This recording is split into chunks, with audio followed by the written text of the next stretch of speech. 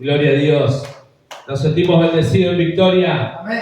Amén. Quiero que escuche esta palabra. Amén. En el nombre de Jesús. Nombre sobre todo nombre, porque el que inspira la palabra es el mismo Señor. Hace siglos que inspiró esta palabra escrita aquí en la Biblia. Amén. Para que nosotros podamos transmitirlo de generación en generación. Amén, en fe, sobre todas las cosas, no como un libro más. Muchas generaciones han leído libros, amén, y los han comentado. Han leído cuentos y los han comentado en sus generaciones. Y mientras yo buscaba la palabra, digo, ¿cuántos padres le comentarán la Biblia a sus hijos? Amén. Porque seguramente si hablamos con nuestros hijos y conocen el cuento de Pinocho, seguramente lo conocen. Amén. Porque seguramente como padre se lo hemos contado, o en la televisión, o cuántos padres le hemos leído Moby Dick a los chicos. Amén. O algún libro de renombre en el mundo. Pero cuántos padres, amén, le han leído la Biblia. Le han llevado el mensaje de salvación a sus hijos. Somos cristianos, somos padres, somos maestros. ¿Cuántos dicen amén? Amén. Porque todo lo que nosotros hacemos es reflejo para nuestros hijos, pero no nos debemos quedar ahí, sino que la palabra de Dios nos insta a que eduquemos a nuestros hijos en la palabra, que nos tomemos un tiempo, abramos la Biblia antes de orar y decir, voy a compartir esta palabra que primeramente la tomo para mi vida, amén, porque no puedo enseñar de lo que no tomo, amén, si no sería un hipócrita, sería vanidad. Primero masticarlo yo y decir, Señor, esto es tu verdad, y después transmitirles a nuestros hijos, amén. Así como cuando tomamos una herramienta, un martillo, un clavo, martillamos nosotros en casa para construir algo, y nuestros hijos nos ven y dicen, papá, yo puedo martillar. Por ahí tenemos miedo que se golpeen, pero en algún momento lo hacemos y le enseñamos de martilla, clavo, clavo. Quizá no llega a construir nada porque todavía es pequeño, pero con el tiempo crece y empieza a hacer algo de edificación. Ese significado le debemos dar a la palabra del Señor, hermanos, hermanas, para con nuestros hijos, para con nuestra familia. Porque así lo dice el libro de Hebreos. Vamos a abrir nuestra Biblia en el libro de Hebreos, capítulo 12, versículo 3.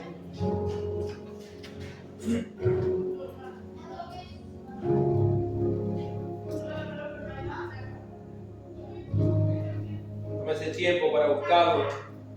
Amén. Amén.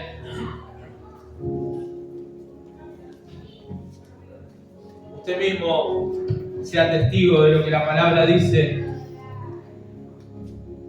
y tómelo en consideración. Amén. Leemos en el nombre del Padre, el Hijo y del Espíritu Santo. Dice así la palabra del Señor, la disciplina de Dios, como título. Versículo 3, considerad aquel que sufrió tal transgresión de pecadores contra él mismo, para que vuestro ánimo no se canse hasta desmayar. Porque aún no habéis resistido hasta la sangre, combatiendo contra el pecado. Y habéis ya olvidado la exhortación que como a hijos se os dirige diciendo, hijo mío, no menosprecéis la disciplina del Señor, ni desmayéis cuando eres reprendido por Él, porque el Señor al que ama disciplina y azota a todo el que recibe por hijo. Si soportáis la disciplina, Dios os trata como a hijos, porque ¿qué hijo es aquel a quien el Padre no disciplina?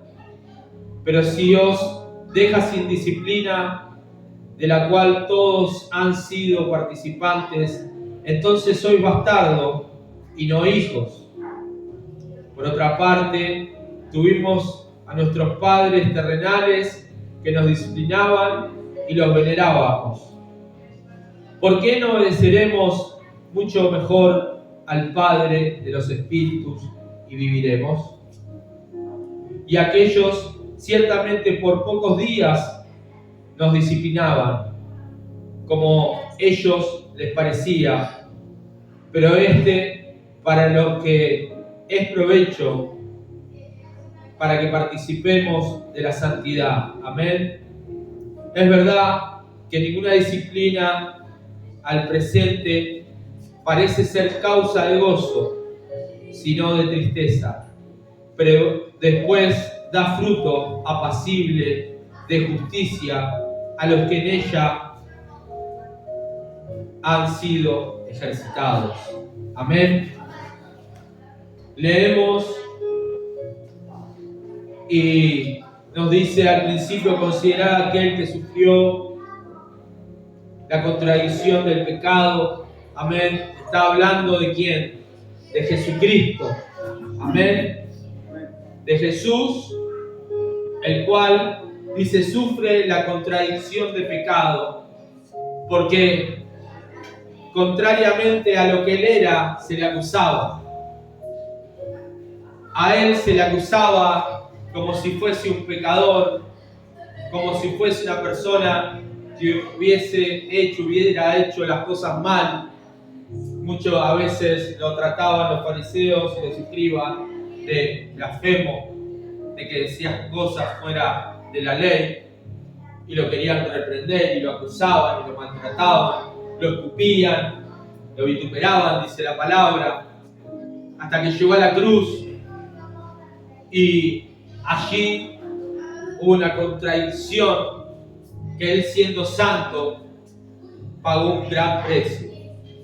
¿Quién puede entender la razón de decir estoy pagando este precio? ¿Por qué?